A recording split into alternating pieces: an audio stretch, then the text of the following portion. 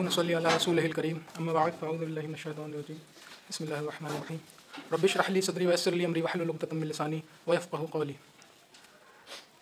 आप तमाम लोग उम्मीद करता हूँ सब खैरियत से होंगे। तो आप majority of the people youngsters हैं यहाँ पे। तो आपको एक चीज़ बताना कि हर चीज़ अल्लाह ने जो है इस दुनिया में किसी न किसी रीज़न के तहत बनाई, कोई इसका मकसद है। Everything is present in this world have a defined reason. तो अल्लाह ने हर चीज़ रीज़न के तहत बनाई है। तो हमें भी जो एक सबसे बड़ी तख्लीक है, इसको इंसान कहते हैं, आदम, उसका भी बहुत बड़ा रीज़न होगा। जैसे कि सूरज का एक मतलब है बनाने का, सन का, कि वो सनलाइट के थ्रू, जो आप लोग स्टूडेंट हैं तो जानते होंगे, फोटोसिंथेसिस होता है। फोटोसिंथेसिस से हमें ऑक्सीजन प्रोवाइड करते हैं प्लांट्स। अगर वो सूरज ना हो तो क्या हम ऑक्सीजन ले सकते हैं? लेकिन आदमी इस चीज़ पे गौर नहीं करता है कि हम लोग का बनाने का पीछे का रीज़न क्या है। तो अल्लाह ताला कुरान में फरमाता है कि हमने इंसान और जिन को अपनी इबादत के लिए बनाया, वमा खलक़तुल जिन्ना वल इंसा इल्ला लियअबुदून। हमने इंसान और जिन को सिर्फ अपनी इबादत के लिए बनाया। और आजकल हम लोग किस तरीके से अपना लाइफ स्पेंड कर रहे हैं। आज 31 की जो है नाइट है और कल न्यू ईयर। काफ़ी सारे लोग होंगे, आप लोग बहुत खुशकिस्मत हैं जो आप इस तरीके के इस्लामिक प्रोग्राम में आपने लोगों ने शिरकत करी। और तमाम लोग आपके दोस्त भी होंगे और आपके अहले मोहल्ला पड़ोस वाले होंगे जिन्होंने पार्टी अरेंज करी होंगी। जो लोग रात में डीजे बजाएंगे, रात में नाचेंगे, बियर पियेंगे, हर तरीके का बेकार काम, गुनाह वाला काम करेंगे वो लोग। आप लोग अल्लाह का शुक्र अदा करें कि आप लोग को अल्लाह ने इस जगह पे भेजा है। इस पर बहुत बड़ा अल्लाह की मर्ज़ी से आए सब लोग यहाँ पे। तो आप लोग शुक्र अदा करें। तो रीज़न ऑफ आवर एग्जिस्टेंस क्या है? हमें इबादत के लिए बनाया गया। तो हमें क्या करना है? अल्लाह की इबादत करना है। इबादत, नमाज, रोज़ा, हज, ज़कात, ये सारी चीज़ें जो हैं इबादत में शुमार होती हैं। और भी बहुत सी चीज़ें, सिर्फ यही नहीं है कि नमाज़ पढ़ ली और रोज़े रख लिए तो आदमी सोचे मैं बहुत बड़ा जो है जन्नती हो गया या इबादत गुजार में शुमार हो गया। इसके अलावा भी बहुत से हुकूक़ हैं जो हुकूक़ुल्लाह, दो चीज़ होती हैं, एक हुकूक़ुल इबाद और एक हुकूक़ुल्लाह।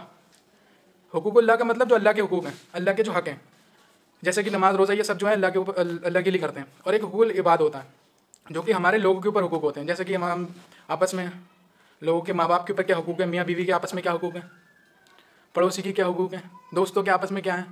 तो ये सब चीज़ें हमें सीखना पड़ेंगी। ऐसे ही हम जो है रैंडमली लाइफ जो अपनी स्पेंड कर रहे हैं और पूरी ज़िंदगी लोगों की हो गई है, इस तरीके से लाइफ स्पेंड करते हुए कोई पता ही नहीं है कि किस तरीके से हमें गुजारना है ज़िंदगी। तो मैं आप लोगों से यही रिक्वेस्ट करूँगा कि कम से कम इस चीज़ को समझें और इस चीज़ को समझ के इस पर अमल करने की कोशिश करें। नमाज़ पढ़ने की कोशिश करें। नमाज जो भी बालिग है उस पर, मर्द औरत जो भी बालिग है, आकिल यानी अकल वाला है, उस पर नमाज फ़र्ज़ है। ठीक है। हम लोग इजीली जो है नमाज को छोड़ देते हैं, उसका भी बहुत बड़ा गुनाह है। अलग अलग हदीसों में उसकी जो है वो आती हैं। एक हदीस में आता है कि जिसने नमाज जानबूझ कर छोड़ी उसने कुफ्र किया। हज़रत गौसे आज़म फरमाते हैं कि जो बंदा बेनमाजी हो उसको कब्रिस्तान, मुसलमानों के कब्रिस्तान में दफन ना करें जो बेनमाजी हो। गौसे आज़म फरमाते हैं। देखिए कितना बड़ा गुनाह है सिर्फ नमाज छोड़ने का है। फिर बंदा इसके बाद आ जाए नमाज़ पढ़ने पे, तो नमाज़ पढ़ने के बाद भी कोई भी चीज़ काम सही तरीके से करेंगे तो सवाब मिलेगा। उसमें तो और भी चीज़ें हैं, आपको वो सीखना पड़ेंगी। आप अपने अपने एरिया में जो भी आलिम है, मौलाना है, मुफ्ती साहब है, हमारे उस्ताद साहब हैं, अपने गट्टिया के होंगे तो इनसे कुछ सीख सकते हैं। हमने बहुत सी चीज़ें सीखी हैं। बाकी आप लोग के इमाम साहब हैं, उनसे सीखें। तो एक टॉपिक मैं आपके सामने डिस्कस करने चला हूँ जो कि है, शायद बहुत कम लोग उसके बारे में जानते हो। आजकल हमारे जो दीनी स्कॉलर्स हैं वो भी इस पर बहुत कम तबसरा करते हैं। मुफ्ती सलमान नज़री हैं, माशाल्लाह उन्होंने सेहत, वो करते हैं इस पर तबसरा। दज्जाल का नाम सबने सुना होगा मेरे ख्याल से, तो सुना भी होगा। बस इतना ही जानते हैं दज्जाल के बारे में कि वो एक काना होगा, उसके माथे पर काफिर लिखा होगा और वो जो है क़ुर्ब क़यामत आएगा, उसके हाथ में ये होगा, पानी होगा, आग होगी, जन्नत दोज़ख होगी। और ये सब चीज़ें नॉर्मल नहीं है जो सबको पता है। लेकिन इसके लिए प्रिपरेशन क्या करना चाहिए? हर नबी जो अपने दौर में गुजरा है, हर नबी ने अपने कौम को दज्जाल के फितने से डराया। समझ लीजिए मतलब कितना ही खतरनाक होगा वो शख्स जो दज्जाल है, कि उसको 8 लोग की डेथ हो गई। कंसर्ट चल रहा था सिंगिंग का, 8 लोग की डेथ हुई। इसमें क्यों हुई? कि वो म्यूज़िक का उनका इस तरीके से बीट्स उन्होंने सेट की हुई हैं कि वो डीजे की जो बेस होती है ना, आप लोग भी फील कर सकते हैं। जब डीजे बजता है ना तो आपका हार्ट जो है कैसे पल्पेट करता है, मतलब आपको धक धक होने स्टार्ट हो जाती है। अगर आप कुछ भी नहीं करते हो, बैठे भी हो ना खाली, तो आपका हाथ पैर ये सब हिलने लगते हैं खुद ब खुद। ये चीज़ें हैं नहीं, आप लोग महसूस कर सकते हैं अच्छी तरीके से। ये इस तरीके से, तो वहाँ पे क्यों हुआ ऐसा, डेथ क्यों हुई?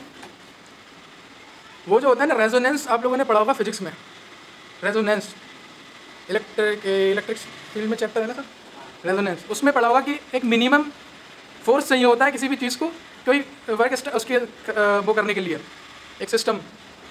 तो वो जो भी उसकी बीट्स होती है ना डीजे की, जब वो हमारे हार्ट के अंदर भी हमारा पल्सेट करता है, वो भी चलता है, उसके अंदर भी बीट्स होती हैं, जो हमारी ऐसे नोड है बीट, जिसको हम पेस मेकर बोलते हैं। जब वो वाला बेस डीजे का जो म्यूजिक सिस्टम है उसका बेस और हमारे हार्ट का बेस जब एक दूसरे से रेजोनेंस की फ्रीक्वेंसी में आ जाता है ना, तो एक दूसरे कोलेबरेट हो जाता है। जब वो उसकी बीट तेज़ होगी तो वो भी हमारा हार्ट उसी जो है उसमें पल्पेट करेगा, उसी हिसाब से धड़केगा हार्ट। जब वो तेज़ हुआ और तेज़ होने लगा, इस तरीके से हमारी भी हार्ट की धड़कन बढ़ जाती है। जब हमारे प्रोग्राम होते हैं, जब डीजे में शादी वगैरह में जो लगाते हैं, तो वो जब उसकी फ्रीक्वेंसी रेजोनेंस की आ गई तो डीजे के साथ हुआ। अब डीजे अगर बंद हो गया तो हार्ट भी हमारा पंप करना बंद कर जाएगा, जब उसकी फ्रीक्वेंसी अटेन कर लेगा रेजोनेंस वाली। जी जी सर, फिजिक्स वाले हैं, हमारे टीचर हैं, ये भी हमने पढ़ा है, इन ज़्यादा बेहतर जानते हैं इस चीज़ को। तो वो हार्ट भी हमारा उस फ्रीक्वेंसी को अटेन कर लेगा। तो उसके बाद डीजे बंद हुआ, हार्ट भी पंप करना बंद कर गया। अभी 1.5 महीने पहले 8 लोग की डेथ हुई इसमें। हॉस्टन में आप सर्च कर सकते हैं, न्यूयॉर्क टाइम्स ने और तमाम न्यूज़ जो है उसकी चैनल्स हैं और न्यूज़ पेपर के जो है उसके लिंक हैं, उसमें देख सकते हैं आप। और बाकी लोग को करीब 14 लोग उसमें इंजर्ड हुए। तो मैंने सोचा था पहले ही कि मतलब उसको ये तो नहीं पता था कि किस वजह से मरूंगा। मुझे पता है कि मैं थोड़ा मेडिकल का स्टूडेंट हूँ, तो उसको कार्डियक इंजरी हुई है उन लोग को। मैंने अभी कल पढ़ा तो कार्डियक इंजरी निकली सबको। डॉक्टर की रिपोर्ट मुश्किल से मिलती है क्योंकि उन लोग के बहुत बड़े बड़े प्रोग्राम्स होते हैं, तो ये बहुत इनकी सारी चीज़ें इनकी खरीदी भी होती हैं अमेरिका में, इनका पूरा सिस्टम है, इनके खिलाफ भी कोई नहीं चला सकता। उसका नाम था ट्रेविस स्कॉट, सिंगर का, आप लोगों ने शायद नाम सुना हो, ट्रेविस स्कॉट। आप लोग भी शायद सुनते हो उनके गाने। तो अगर आप सुनते हैं तो इंशाल्लाह इस चीज़ से तौबा करें और ना सुनने की कोशिश करें। ऐसा हो गया इंसिडेंट, और वहाँ पे जो नॉन मजहबी लोग जो तो क्रिश्चियन थे, जिनका कोई दीन से मजहब से मतलब भी नहीं, जो क्रिश्चियन होते हैं वो कट्टर वाले भी नहीं, खाली वो लिबरल टाइप लोग, उन लोगों ने तक उसकी बुराई करी है। मतलब ये कैसा था, डीमोनिक कॉन्सर्ट, ये शैतान की तरफ से, मतलब वो पूरा प्रोग्राम था उनका कि शैतान, मतलब ऐसा लगता था कि वो जलती हुई आग में से इस तरीके से निकल के आ रहे हैं और डव को जो है आग लगी हुई है। डव इंडिकेट करता है, डव जो बोलते हैं इंडिकेट करता है पीस को आग लगा दी उन्होंने। कोई है ही नहीं, मदद भी करने वाले, एम्बुलेंस भी थी, नहीं मदद करी, मरे लोगों ने छोड़ दिया। आपने कितने लोगों ने उनकी बुराई करी और गाना बना छोड़ा। ये एक केस नहीं है, ऐसे बहुत से केसेस हुए। 2003 में 100 लोग करीब मरे थे, और 2007 या 14 में भी ऐसे इस टाइप के कई लोग जो हैं इस म्यूज़िक से खाली जो है वो हुए। और एक रिसर्चर हैं, उनकी रिसर्च है म्यूज़िक पे, इस पे हेनरिक वेलहेल्म, एक जर्मन साइकोलॉजिस्ट हैं, जिन्होंने बाइन्यूरल बीट्स, आप सर्च कर सकते हैं बाइन्यूरल बीट्स करके उनकी रिसर्च है। उन्होंने क्या बताया कि उन्होंने डेल्टा वेव्स, उसकी जो म्यूज़िक की बीट्स हैं उसको कई पार्ट में डिवाइड करा, delta, theta, alpha, beta, gamma. ये इस टाइप की बीट्स हैं। जब आप लोग सोचते हैं कि सर्च करते हैं कि काम म्यूज़िक कौन सा है, तब आप सुनते हैं काम म्यूज़िक है, कि कंसंट्रेशन वाला म्यूज़िक कौन सा है। तो आपको इस तरीके से मतलब माइंड हमारा जो है इस चीज़ों के लिए रिस्पॉन्स करता है। म्यूज़िक पे बताया कि म्यूज़िक हमारे माइंड पर बहुत ज़्यादा इफेक्ट डालता है। तो ये म्यूज़िक से कैसे हमारे लोग को गुमराह कर रहे हैं। ये दज्जाली निज़ाम जो आने वाला है, ये मतलब दौर चलने वाला, जब हुजूर सल्लल्लाहु अलैहि वसल्लम ने डराया तो हम कौन हैं? जो सहाबा इकराम इतने बड़े ईमान वाले, जिनको मतलब ज़िंदगी में जन्नत की बशारत मिली, वो सहाबा जो है पन्ना मांगते थे दज्जाल से, इतना डरते थे, खौफ खाते थे। और हम लोग को पता ही नहीं है दज्जाल क्या है। आप लोग भी इस पर रिसर्च करें, मैंने भी कम से कम इस पर 2-3 साल की इसमें मेरी रिसर्च है इस पर, दज्जाल पे। और भी बहुत सी चीज़ें हैं डिस्कस करने के लिए, जो अगर मैं बोलने पर लेक्चर तो बहुत लंबे हो जाएंगे इसमें। अलग अलग हर चीज़ से मतलब हमें किस तरीके से इन लोगों ने इस काम में घुसा दिया है। सबसे बड़ा तो ये मोबाइल है हमारे पास, सोशल मीडिया।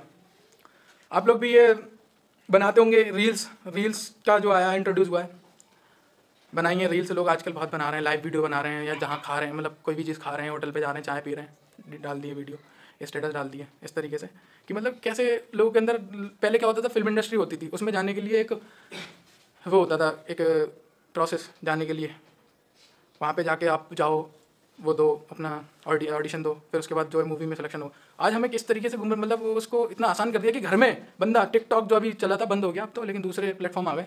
लड़कियों को, मुस्लिम को कैसे उसको मैं इंट्रोड्यूस कराया गया। जो लड़कियाँ घर में रहने वाली, जो कहीं नहीं निकलती थी, उनको प्लेटफॉर्म प्रोवाइड करा दिया। जो लड़के थे, उन्होंने कैसे कैसे म्यूजिक वीडियोस बनाई, और वो कैसे कैसे अपने करेक्टर जो है अपना उसको बॉय थे और अपने गर्ल्स की तरफ लेके आए, मेकअप और लिपस्टिक और पता नहीं क्या क्या करते हैं टिकटॉक वाले। आप लोग भी एक दूसरे से को जानते होंगे, शायद कोई आपके दोस्तों में से भी कोई बनाता हो टिकटॉक। उसको गुनाह भी नहीं समझ रहा बंदा, घर से जाने की जरूरत भी नहीं, मुंबई भी नहीं जाना है फिल्म इंडस्ट्री में काम करने के लिए। वो बंदा अपने आप को बहुत बड़ा एक्टर समझ रहा है। क्या कर रहा है वो? गुनाह कर रहा है।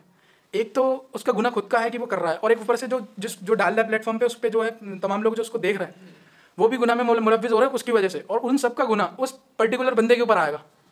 अल्लाह फरमाता है ना कुरान में कि कुछ लोग वो होंगे हशर वाले दिन जो अपने गुनाह के साथ साथ उन लोगों का भी गुनाह होगा जिसमें उन लोगों ने उन दूसरे लोगों को इन्वॉल्व करा, उनके पीठ पे उनका भी गुनाह लगा हुआ होगा। तो हम लोग भी स्टेटस डालते हैं, वीडियो डालते हैं, उस पर व्हाट्सएप पे भी डालते हैं, गाने लगाते हैं या डांस की वीडियोस लगाते हैं, लड़कियों की लगाते हैं, तो हम तो गुनाह कर ही रहे हैं। जितने लोग देख रहे हैं वो सब गुनाह में इन्वॉल्व हो रहे हैं और उन सब का गुनाह आपके ऊपर आ रहा है। जैसे नेटवर्क मार्केटिंग का एक बिजनेस चलता है ना कि नेटवर्क बनाओ और इसमें आप इतना पैसा मिलेगा, बढ़ के पैसा मिलेगा, इतना नीचे आप 10 को लगा लोगे तो 10 के पैसा आपको मिलेगा, इस तरीके से कि तो इस तरीके से नेटवर्क मार्केटिंग गुनाह की हो रही है इस टाइम पे। सोशल मीडिया के थ्रू इन्वॉल्व कैसा कर दिया गया। आपने एक स्टेटस डाला, उस स्टेटस को आपके कॉन्टैक्ट में 100 लोग हैं, 100 लोगों ने से देखा, 100 लोगों ने, फिर किसी ने आपका स्टेटस कॉपी करके अपने पे डाला, फिर उससे कॉपी करके कई लोगों ने और डाला, उसके 100 लोगों ने देखा, दूसरे लोग के 100 लोगों ने देखा, उन सबका गुनाह नेटवर्क मार्केटिंग हुई, आपके खाते में आया। हशर वाले दिन आपके जिम्मे पर उसका जो है गुनाहों का बोझ होगा।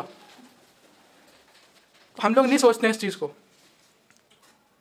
और ये दज्जाल के बारे में फरमाया कि एक हदीस में आता है कि सहाबा किराम ने पूछा कि हुज़ूर सल्लल्लाहु अलैहि वसल्लम ने फरमाया कि दज्जाल एक आँख का होगा और तुम्हारा रब एक आँख का नहीं है, इस तरीके से, और उसके माथे पे काफारा लिखा होगा। तो एक स्कॉलर से किसी ने क्वेश्चन पूछा कि हज़रत अगर ये काफारा लिखा होगा और मोमिन इसको पहचान लेगा कि वो उसके माथे पे लिखा हुआ है, तो हज़रत अगर वो लिखा है तो साफ साफ पहचान लेगा तो उससे डरने की ज़रूरत ही नहीं है। बोले तो हमें घबराने की ज़रूरत है। बोले आजकल सिगरेट की डिब्बी देखते हो ना, उस पर कैंसर का ऐड बना हुआ है, तब भी पीता है आदमी। क्यों पीता है? गुटखा है ना, गुटखा, उस पर कैंसर लिखा हुआ है और फिगर भी बनी हुई है कि इस तरीके से उसका फेस हो जाएगा, उसको कैंसर हो जाएगा, लेकिन तब भी उसको ले रहा है। क्यों? एडिक्ट है उसका, है। तो हम इसको इस तरीके से एडिक्ट हो गए इस चीज़ के, हम म्यूज़िक को अपनी लाइफ से नहीं निकालना चाहते हैं। हम मूवीज़ और वीडियोस देखते हैं, तमाम गलत चीज़ें देखते हैं। अच्छी तरीके से इस्तेमाल करें प्लेटफॉर्म को। इतने अच्छे स्कॉलर्स हैं, इस्लामिक स्कॉलर्स हैं जो हैं प्रोग्राम्स करते हैं। साकिब रज़ा मुस्तफ़ाई हैं, साकिब शामी हैं। दावत इस्लामी का एक बड़ा प्लेटफॉर्म है म्यूज़िक, इस पर यूट्यूब पे और तमाम सोशल मीडिया पे, उसको आप लोग देखें, इससे सवाब कमाने की कोशिश करें, ना कि इस पर जो है हम गलत चीज़ों पे फोकस करके मूवीज़ वीडियोज़ वगैरह ये सब चीज़ें देखें उल्टी सीधी। हर तरफ से हमें सवाब कमाने की कोशिश करना चाहिए। और एक यही ना कि दज्जाल में कैसे इन्वॉल्व, इसमें इनके लोग जो काम करने वाले हैं इनके पीछे यहूदी हैं। 2% या उससे भी कम, 1% या 1% कुछ ज़्यादा इनकी तादाद है पूरी दुनिया में। पूरी दुनिया की पॉपुलेशन है करीब 8 अरब, 8 बिलियन इसकी पॉपुलेशन है ना, वर्ल्ड पॉपुलेशन। उसमें से सिर्फ 1-2% है यहूदी जो पूरी दुनिया पर राज कर रहा है। किस तरीके से इन्होंने अपना निज़ाम बनाया, तमाम एक इसकी बात नहीं है इस ज़माने में, ये तमाम नबियों के ज़माने से ये लोग जो है गलत, बहुत ज़्यादा इन लोग मक्कार लोग कहला जाते थे। बनी इसराइल में आप लोग पढ़ेंगे चैप्टर कुरान शरीफ में, बहुत ज़्यादा जिक्र आया इसका बनी इसराइल का। इसके जो लोग होते थे ना, अपने अपने नबियों के ज़माने में, हज़रत मूसा अलैहिस्सलाम के ज़माने में कहते थे कि या मूसा हमें ये निशानी दिखा दो तो हम तुम्हारे रब पे ईमान ले आएंगे। मूसा अलैहिस्सलाम के ज़माने में उनको इतनी ज़्यादा जो है इतनी ज़्यादा सहूलतें दी गई। उनके साथ में बादल का टुकड़ा चलता था, अब्र साया करके चलता था कि धूप नहीं लगे उन पर, और उनको मन व सलवा ऊपर से खाना आता था ना, उन्हें खाने की चिंता, अपने लोग को खाने की चिंता होती है ना, उनका खाना आसमान से आता था, मन और सलवा वो भी जन्नती, उस खाने का टेस्ट और उसका क्या आलम होगा। और उनके कपड़े अपने आप जिस्म के साथ साथ बढ़ते थे, मैले नहीं होते थे। इस तरीके से अल्लाह ने उनको जो है वो फैसिलिटीज़ दी और भी बहुत सी चीज़ें दी। दरिया नील को फाड़ दिया, हज़रत मूसा अलैहिस्सलाम अपनी कौम को लेकर निकले, इतनी ज़्यादा निशानी दिखाई, लेकिन फिर भी वो कौम जो है मूसा अलैहिस्सलाम पे इतने ज़्यादा उनके बनी इसराइल के लोग ईमान नहीं लाए, बहुत कम लोग, बहुत कम तादाद में लाए, इतनी निशानी देखने के बावजूद भी। तो ये बहुत मक्कार कौम है। और ये भी यहूदी में से आज जो चल रहे हैं, ये सबसे ज़्यादा अपने दीन पे पक्के हैं। और दीन पे पक्के किस लिहाज से हैं ये लोग? इनका दीन क्या, मूसा अलैहिस्सलाम की शरीयत पे अमल नहीं करते हैं ये लोग। इसमें से एक तबका है जिसको एलीट क्लास के तबके जिसको बोलते हैं इल्यूमिनाटी, और ये लोग ये हैंडल करते हैं। करीब 1-2 लाख लोग होंगे जो एक्टिव हैं पूरी दुनिया में, ये लोग कंट्रोल करते हैं। कैसे इन्होंने अपना सिस्टम को बढ़ाया। अमेरिका में पूरा होल्ड है इनका। इसराइल, आप लोग फ़िलिस्तीन का भी बहुत जिक्र चला था कि फ़िलिस्तीन ने नक्शे से हटा दिया पहले। जी, फ़िलिस्तीन जो है पहले पूरा फ़िलिस्तीन होता था, इसराइल नाम का कोई कंट्री थी नहीं। इसराइल जो है मतलब चोरी से बनाया हुआ मुल्क है, एक धोखे से, फ़रेब से, कोई कंट्री नहीं एग्जिस्ट करती थी इस वर्ल्ड में इसराइल। इन्होंने धीरे धीरे अपने वो बढ़ाते बाउंड्रीज बढ़ाई, गाज़ा स्ट्रिप, और अब तो सिर्फ फ़िलिस्तीन कितने में रह गया, वेस्ट बैंक और गाज़ा स्ट्रिप, 2 ही चीज़ें रह गई हैं खाली। पहले क्या होता था, आप सर्च करते थे फ़िलिस्तीन पे पूरा नक्शा उनके आता था, अब क्या आता है, इसराइल लिख के आता ही नहीं है, नक्शा हटा दी सारी चीज़ें, सारी इनके अंडर में। उन्हें पता है कि बैतुल मुक़द्दस वहाँ पे, उसकी तो पूरी एक अलग, आप लोग सब ज़्यादा जानते होंगे उसके, देखना। तो हमें बचने के लिए ऐसे क्या करना चाहिए, तमाम चीज़ों से बचने के लिए। तो हुज़ूर सल्लल्लाहु अलैहि वसल्लम ने फरमाया कि सहाबा किराम ने पूछा कि हमारे ज़माने में अगर दज्जाल आ जाए तो हम क्या करें। तो हुज़ूर सल्लल्लाहु अलैहि वसल्लम ने फरमाया अगर मेरे सामने दज्जाल आता है तो तुम्हें कोई फिक्र की ज़रूरत नहीं है। बाद में आ जाए तो हम लोग के सामने तो नहीं है ना। तो हुज़ूर सल्लल्लाहु अलैहि वसल्लम ने फरमाया कुछ कुछ हदीसों में आता है कि सूरह कहफ की स्टार्टिंग की 10 आयत, कुछ हदीसों में रिवायत में आता है कि लास्ट की 10 आयत याद कर ले बंदा दज्जाल के फितने से बचने के लिए। ये इस पर इंशाल्लाह अमल करें हम लोग, आप लोग भी याद करें, बहुत खतरनाक चीज़ है दज्जाल। सबको जब वो आएगा तो उसके पीछे कैसे लगेंगे, सबसे ज़्यादा तो औरतें होंगी उसके फितने में। हुजूर सल्लल्लाहु अलैहि वसल्लम जो मेराज के लिए तशरीफ़ लेके गए तो जो देखा जहन्नम के पास से देखा तो कुछ औरतें लटकी हुई थी बालों से। ज़्यादातर मेजोरिटी ऑफ द जहन्नम में पीपल किसके थे, औरत थी वहाँ पे, वुमेंस थी। और आजकल की औरतें देखें ना आप, हम लोग की घर में ही माहौल देख लें, किस तरीके के माहौल होते हैं। हमारे घर में शादी होती हैं तो किस तरीके के, पहले तो सब नमाज़ पढ़ते होते हैं। जो लोग नमाजी होते हैं ना उनकी बात बता रहा हूँ, सो कॉल्ड मजहबी लोग जो होते हैं ना, नमाज़ पढ़ते हैं, हाजी होते हैं, उनके घर में जब शादी होती है तो आप देखना उनके घर की औरतों का क्या हाल होता है। मर्द तो सब पहनते हैं घुटने से नीचे पैंट, अगर मर्द पहन लेना नेकर शादी में तो आदमी तो मैं ऐसे देखेंगे इस तरीके से, ये कैसा पागल बंदा आ गया यार, ये है नहीं है। अगर वो हाफ ये वाली जो वेस्ट जो आती है ना, वो सैंडो बनियान टाइप, वो पहन ले टैंक टॉप लड़का शादी में तो उसको सब देखने लगेंगे। लेकिन अगर लड़की हाफ कट स्लिप की लड़की पहनी होगी, औरत पहनी होगी, तो उसको कोई उस नज़र से नहीं देखेगा। बल्कि हमारे घर में घर वाले नहीं देखेंगे उस नज़र से, उसके माँ बाप, उसके भाई बहनों को कुछ अजीब नहीं लगेगा। उसकी जो ड्रेसिंग देख के, उसके नेट के जो उसके आस्तीनें होंगी और जिस्म दिखता होगा, पीछे का जो है उसका पीठ दिखती होगी, कोई फ़र्क नहीं पड़ेगा। क्यों हम इस चीज़ में इन्वॉल्व कर दिए, कैसे कैसे तरीके से हमें जो है मुस्लिमों को टारगेट करा गया। सीरियल चलते थे पहले, आज भी चलते हैं। पाकिस्तानी सीरियल ज़्यादातर लोग देख रहे हैं, ज़्यादातर कल्चर मुस्लिमों का वहीं से आ रहा है। जबकि उसमें सीरियल में पैसा इन्वेस्ट करने वाला कौन है? कोई भी नया कल्चर स्टार्ट करवाना हो ना मुस्लिम में, तो उनके पास एक बड़ा हथियार है, ये सीरियल वाला पाकिस्तानी सीरियल। कोई भी नई चीज़ इंट्रोड्यूस कराना पाकिस्तानी सीरियल में दिखा दो, पूरी कौम उस पर फॉलो करती हुई नजर आएगी। आज देख लें आप, मैं झूठ बोलता हूँ तो पहले रिवाज नहीं होता था इस चीज़ का, शादी में रस्में होती थी। आजकल क्या रिवाज है, पूरा का पूरा जितने लोग हैं उसके अटेंडेंट हैं सारे पीले कपड़े पहने होते हैं। है ये सही? पहले होता था ऐसा? हम लोग छोटे थे, हमें तो पता भी नहीं था रस्म क्या होती है। एक दिन औरतें वगैरह इकट्ठी होती थी, लड़की की है तो वो उसके कुछ फाता वगैरह होती थी और हो जाता था, खत्म, चन्ने होने पड़ते थे। आज क्या हो रहा है, पूरा एहतमाम हो रहा है रस्म का। कहाँ से आया? सीरियल से उठाया। किसने निकाला? यहूदियों ने इंट्रोड्यूस कराया एज अ मुस्लिम कल्चर। कह रहे हैं मुस्लिम कल्चर है, पाकिस्तानी कल्चर है, मुस्लिम कल्चर। सबसे वाहियात चीज़ है वो जो शादियों में इंट्रोड्यूस करा दी गई है हमारी। और एक कल्चर और है हल्दी का। जो भाई की शादी होती है तो तमाम जो नॉन महरम जो हमारे भाई बहनें होती हैं, लड़की की शादी है तो मेरी फुपेरी, तहरी, चचेरी, खलेरी बहनें जो है मेरे रस्म को लगाएंगी हल्दी। जबकि एक टच करना के बारे में एक हदीस आती है ना कि किसी नॉन महरम को टच करना, हुजूर सल्लल्लाहु अलैहि वसल्लम ने फरमाया कि उसके सिर में कील गाड़ दी जाए, बहुत ज़्यादा बेहतर है उस टच करने से। किसी नॉन महरम को ऐसे करके टच करना, खाली उसके सिर में कील गाड़ दी जाए, बहुत से ज़्यादा बेहतर है कील गाड़ना उसको टच करने में, जितना बड़ा गुनाह होगा। तो आजकल पूरा कल्चर होता है कि भाभी वो खिला रही है इस तरीके से। ये कहाँ से आई? हमारे इस्लामिक कल्चर नहीं है ये हिंदुज़्म का कल्चर उठाया हमने, क्रिश्चियनिटी का कल्चर लिया, यहूदीज़्म का कल्चर लिया, लेकिन हम इस्लामिक कल्चर को बिल्कुल भूल गए जो सुन्ना कल्चर था। ब्राइडल ये शॉवरिंग होती है ना, ये फूलों की जो दूल्हा आता है और लड़कियाँ सब खड़ी होती हैं अच्छे अच्छे कपड़े पहने और दूल्हा की बारात की जो भी स्वागत करती हैं फूल डालती हैं। कितना अच्छा कल्चर पहले था ये। आप लोग भी अच्छे खासे भाई बैठे हैं, पुराने लोग सर भी बैठे हैं, पहले नहीं होता था ये भी वहीं से आया, स्टार्ट हुआ है और इसको एक्सेप्ट कर लिया। ये यहूदियों का कल्चर था। एक बार जंग से हजरत साहबी का नाम ध्यान नहीं आ रहा है मुझे, वो आ रहे थे जंग से, तो एक बस्ती से गुजरे तो यहूदियों की बस्ती थी। तो यहूदियों ने फरमाया कि इनको बहकाने के लिए, इनका मतलब वो करने के लिए, इनको डाइवर्ट करने के लिए अपनी लड़कियों को अच्छे अच्छे कपड़े पहना के, सजा के, मेकअप करके उस पर छतों पर खड़ा कर दिया। और उनका जब काफिला गुजरा तो उनसे कहना कि तुम फूल डालना इन पर, उनसे बोला तो उन्होंने फूल डाले। वो तो सहाबा इकराम थे जिन्होंने, उनके जो सालार थे आगे काफिले के, उन्होंने कह दिया अपनी नज़र नीचे झुका के निकलना, जब तक बस्ती खत्म ना हो जाए उठा के नहीं देखना। तो वो उनका ईमान था कि वो नीचे नज़र झुका के ले गए। लेकिन ये कल्चर कहाँ आ गया हमारे मुस्लिमों में? आज है कोई इस तरीके का ईमान वाला? आज लड़की समर के हमारी बहनें जाती हैं, देखते हैं शादियों में, आपको खुद नहीं हो रहा है वेटर की कैसी नज़र होती है उस पर, आने जाने वाले आपके दोस्त कैसे देखते होते हैं। गलती किसकी है? गलती हमारी है। हमने अपनी बहन बेटी को पर्दे में नहीं रखा, पकड़ हमारी भी होगी। भाई वो दयूस बताया गया हदीस में कि वो बेगैरत वो आदमी है जो अपनी माँ बहन बेटियों को जो है पर्दे में ना रख पाए, उसको उस पर फ़र्क ना पड़ेगी। एक हदीस में आता है हुजूर सल्लल्लाहु अलैहि वसल्लम ने फरमाया कि कोई बुराई देखो तो उसे हाथ से रोको, और अगर उस पर ताकत ना हो तो उसे ज़बान से रोको, और अगर फिर भी ताकत नहीं हो तो उसे दिल में बुरा जानो। लेकिन और दिल में बुरा जानना ईमान का सबसे कमज़ोर हिस्सा है। और आजकल हम देखते हैं कि हमारी बहन बेटी माँ उसमें अटेंड ही नहीं करते उस चीज़ को। तो ईमान का क्या आलम होगा वो तो अल्लाह ही बेहतर जानता है किसके ईमान का क्या आलम है। और एक कल्चर और है जो हमारी शादियों में इनको इंट्रोड्यूस करा दिया गया। क्रिश्चियन का कल्चर क्या था? अभी भी इतने बड़े क्रिश्चियन कितने भी बड़े हो जाएं, मतलब पैसे वाले, उनका एक कल्चर है कि वो अपने चर्च में निकाह करते हैं। उनका जो वो होती है एंगेजमेंट वगैरह जो भी रिंग सेरेमनी वो चर्च में होती है। हमारा क्या था, निकाह होता था मस्जिद में सुन्नत तरीका। और हमारे यहाँ क्या हो गया, उसको छोड़ दिया और क्रिश्चियनिटी का कल्चर अपना लिया है। वो वलीमे वाले दिन लड़का लड़की जो है वो स्टेज पे बैठेंगे, सब लोग देखेंगे उनको, मुंह दिखाई हो रही है, हराम। लोग बिल्कुल जो नॉन महरम है सब देख रहे हैं, दोस्त देख रहे हैं, पैसे दे दे के देख रहे हैं। क्या है ये? लड़कियों को तो ऑब्जेक्ट्स बना दिया गया है। हर चीज़ में एडवर्टाइजमेंट में लड़की का है, चाहे वो जूते का हो, चाहे वो मेंस के कपड़े का हो, तो लड़की दिख रही है उसमें, चाहे वो पेंट का हो, चाहे वो किसी चीज़ का हो जिससे कोई ताल्लुक ही नहीं है लड़कियों का।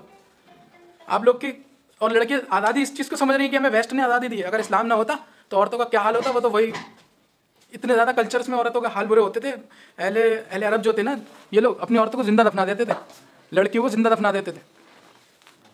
और हमारी लड़कियां या हमारी माएँ बहनें अगर हम उन पर पाबंदी लगाते हैं तो वो कहती हैं कि हम पे कैद लगा रहा, हमारी आज़ादी छीन है। आज़ादी क्या है? आज़ादी इस्लाम ने दी है। तुम्हारी तो ज़िंदगी नहीं बच पाती अगर इस्लाम नहीं होता यहाँ पे। दूसरी भी कल्चर्स में, इजिप्टियन कल्चर में, हिंदुज़म के कल्चर में देखें आप, आज से पहले यति प्रथा जो चलती, सती प्रथा जो भी बोलते हैं उसको, पढ़ा था आप लोगों ने भी पढ़ा हो कि उसमें सती प्रथा वो होती थी शायद, वो जो उसमें उसका हस्बैंड खत्म हो जाता था तो उसको औरत को हस्बैंड के चिता में जला देते थे। ये तो अपने इंडिया का कल्चर है और अभी कुछ ज़्यादा टाइम नहीं पुराना है ये। तो ये औरत का जो होता हाल होता था दूसरे उसमें कल्चर्स में, दूसरे मज़हब में। ये तो इस्लाम की एक बहुत बड़ी, अल्लाह ने हमें दौलत से नवाजा। जो इस्लाम ने जो उसको औरत को इज्जत दी है वो किसी ने नहीं दी है। औरत को इतनी इज्जत दी, अगर औरत को जो फेमिनिज्म जो है ना, फेमिनिज्म वर्ड बहुत चल रहा है इस टाइम पे, औरत फेमिनिज्म, मेरा जिसम मेरी मर्जी, ये यहूदियों का एक फेंका हुआ एक वो है, इस पर औरतों ने एक्सेप्ट कर लिया, औरतों के थ्रू यही करवाते हैं, मेरा जिसम मेरी मर्जी, मैं कुछ भी करूँ, मैं कैसे भी कपड़े पहनूँ। लड़के के अंदर शर्म होना चाहिए कि लड़का अपनी निगाहें झुका के चले, मैं तो कुछ भी करूँगी। तो ये नहीं है कि मैं कुछ भी करूँगी। इस्लाम ने जो फेमिनिज्म दिया वो सबसे बेस्ट है। औरत का मतलब क्या है? औरत छुपाने की चीज़ है, छुपाने की चीज़ है औरत। औरत का मतलब ही यही है। और हम क्या करते हैं? लड़की हमारे घर की माँ बहनें अपने जिस्म की नुमाइश कर रही हैं। तो इस पर इंशाल्लाह आप लोग बैठे हुए हैं अपनी बहनों पे, अपनी माँओं पे, जैसा भी हो सके पर्दे का हुक्म दें उन्हें। जो औरत बाल खोलती है ना, खाली बाल दूसरे लोग को एक्सपोज करती है, जो इस्लाम ने सूरह नूर, सूरह निसा और सूरह मरियम की तिलावत करें ये औरतें। और आप लोग से भी मैं ये कहूँगा कि आप लोग भी जो है, हाथ जोड़ के मैं आपसे गुजारिश करूँगा कि मतलब समझो दीन को। ये ज़िंदगी हमेशा नहीं रहना है। अल्लाह ने कुरान शरीफ उतारा है, इसका एक पीछे एक एग्जाम्पल से समझाता हूँ कि एक कोई भी हम कोई मार्केट से कोई भी चीज़ खरीदते हैं, परचेस करते हैं, तो उसके साथ एक बुकलेट मिलती है हमें। फ़ोन खरीदा, उसके साथ एक गाइड मिली, ठीक है। और बहुत सी चीज़ें हम खरीदते हैं, जो भी इलेक्ट्रॉनिक का सामान है, सबके साथ एक नई किताब मिलती है कि इसको इंस्ट्रक्शन दिए होते हैं, इसको हैंडल कैसे करना है। तो इस्लाम, मुसलमान, अल्लाह ने जो इंसान को बनाया ना, इंसान इतनी बड़ी क्रिएशन, जो अल्लाह की सबसे बेस्ट क्रिएशन है, जिसको अशरफुल मखलूक़ात कहा जाता है, इसके साथ अल्लाह ने कुछ नहीं भेजा होगा क्या? अल्लाह ने कुरान दिया हमें, हमारे इंस्ट्रक्शन दिए हैं अल्लाह ने कि इस तरीके से तुम जो ज़िंदगी गुजारो अपनी। कुरान के अंदर ऐसे ऐसे वाक़यात हैं, ऐसी ऐसी चीज़ें हैं ना, ऐसी ऐसी लाइफ के अंदर जो हमारे हो रही हैं डेली लाइफ में, वो चीज़ें सारे वाक़े आप अगर पढ़ोगे ना कुरान को। आला हज़रत ने, बरेली में रह रहे हैं हम लोग, आला हज़रत वाले कहलाते हैं, मसला के आला हज़रत के नारे लगाते हैं। मसला के आला हज़रत ही नहीं पता किसी को। अगर मैं पूछ लूँ ना किसी से तो मुश्किल से बता मिलेगा मसला के आला हज़रत होता क्या। लेकिन हम आला हज़रत वाले हम तो बहुत सीना चौड़ा करके कहते हैं, टनाटन सुननी है, TTS है नहीं है। आला हज़रत ने कुरान शरीफ का तर्जुमा करा कंजुल ईमान, किस लिए करा? आलिमों के लिए नहीं करा, मुफ्तियों के लिए नहीं करा। मुफ्ती आलिम को अरबी आती है, वो अपना ट्रांसलेशन खुद कर सकते हैं। ये हमारे जैसे लोगों के लिए करा, हम सब के लिए करा। आला हज़रत ने इतनी मेहनत करी, और हम लोग बरेली में रहते हुए आला हज़रत का सबसे बड़ा जो एक कारनामा कुरान के तर्जुमे के रूप में दिया, उसको तक नहीं पढ़ पाए हम आज तक। तो कम से कम आप तर्जुमा पढ़ने की कोशिश करें कुरान का। कुरान को जब भी पढ़ें, अल्लाह ने फरमाया कि कुरान हिदायत के लिए है। हिदायत कब मिलेगी? जब हम उसको समझ के पढ़ेंगे। मुफ्ती अकमल फरमाते हैं ना कि कोई बंदा पूरा कुरान शरीफ ख़त्म कर ले और एक बंदा कुरान की एक आयत पढ़ ले और तफसीर के साथ पढ़ ले, तो उस पूरे कुरान पढ़ने से ज़्यादा सवाब एक आयत और एक तफसीर पढ़ने में है। जो आजकल हमारे रमज़ानों में जो पूरा ट्रेंड बना हुआ है ना हमारे यहाँ, कि आज तुमने कितने कुरान पढ़ लिया? अरे आज तो मैंने 3 पारे पढ़ लिए, आज तो मेरा तो कुरान 10 ख़त्म कर लेता हूँ मैं रमज़ानों में। या औरतों के जो निज़ाम बने हुए कि मैं दादी इतनी पढ़ लेती हैं, सब पढ़ रहे हैं झूम झूम के। क्या आपने एक लफ्ज़ का मतलब समझा उस चीज़ का? अगर हम पूछ लें तो आप लोग सब जुमे की नमाज़ आज पढ़ के आए होंगे। अलहम्दो शरीफ का मतलब किसी को पता है? मैं पूछने का हूँ तो पूछ नहीं रहा हूँ मैं, आप खुद अपने आप से पूछ सकते हैं कि हमें अलहम्दो का मतलब पता है क्या? हमें सूरह फातिहा का मतलब पता है क्या? हमें कुल हुवल्लाहु अहद, सूरह इखलास का मतलब आता है? तो कम से कम हमें अपनी नमाज, ये कि मेरे दोस्त का एग्जाम्पल याद आ गया। ये हैदर आया नहीं है, वो बता रहा था कि मतलब मैं जाता था कोचिंग में, तो एक बंदा था, हिंदू था वो लड़का, वो बोला कि तुम नमाज में क्या पढ़ते हो? वो नमाज़ पढ़ने के बोला हम पढ़ते हैं सूरह फातिहा पढ़ते हैं। हमने क्या पूछा हुआ? ऐसे बता दिया सूरह फातिहा पढ़ते हैं। बोले क्या होता है सूरह फातिहा में, मतलब पता है? बोला मतलब तो नहीं पता यार। बोला तो ऐसी रट्टा लगा रहे हो? वो हिंदू था, से क्या पता। लेकिन वो बोला मेरे दिल पे ये बात लगी कि यार वाकई में यार ये चीज़ इसने बोली है, ये बहुत बहुत बड़ी चीज़ है। बोला आते ही मैंने सबसे पहले सूरह फातिहा का तर्जुमा याद करा, और अल्हम्दुलिल्लाह आज वो पूरे कुरान के तर्जुमे से पढ़ता है, वो कितनी बार पढ़ लिया। और अल्हम्दुलिल्लाह मैंने भी 2 बार कुरान शरीफ तर्जुमे से पढ़ लिया और तीसरी बार चल रहा है। हाँ सही साहब बैठे हैं तर्जुमे से पढ़ने सब, ताकि पता चलती है चीज़ें हैं क्या उसके अंदर, डिस्कस क्या करा गया अल्लाह ने तमाम चीज़ों के बारे में। तो आप लोग भी पढ़ें, अब तो हिंदी में भी आ गया तर्जुमा। दावत इस्लामी ने एक हिंदी में 500 रुपये का उसका मिल जाता है मकतबतुल मदीना पे, आला हज़रत दरगाह पे। हिंदी में जो लोग उर्दू नहीं पढ़ पाते कोई दिक्कत नहीं, हिंदी में आ गया, हिंदी में पढ़ें, उसको पढ़ें। बस इस चीज़ पे इंशाल्लाह अमल करें और अल्लाह कहने सुनने से ज़्यादा अमल करने की तौफीक अता फरमाए, और मुझे मेरी कोई दर्स की गलतियाँ उसको ना वो माफ़ फरमाए। आखिर दावाना अल्हम्दुलिल्लाहि रब्बिल आलमीन।